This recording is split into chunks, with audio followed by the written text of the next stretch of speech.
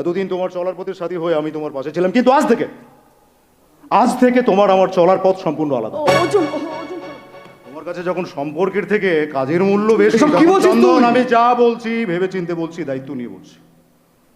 আর বাকি থাকলো অপরাধীর শাস্তি।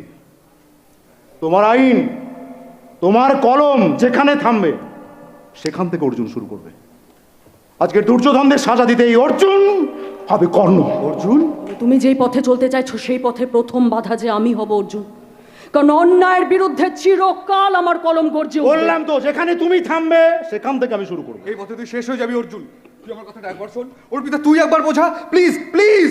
অর্জুন, আমি দু হাত দিয়ে তোমার মুখটি তুলে ধরলাম, দেখলাম রক্তলা যে রাঙা তোমার চোখ, দেখা হলো না।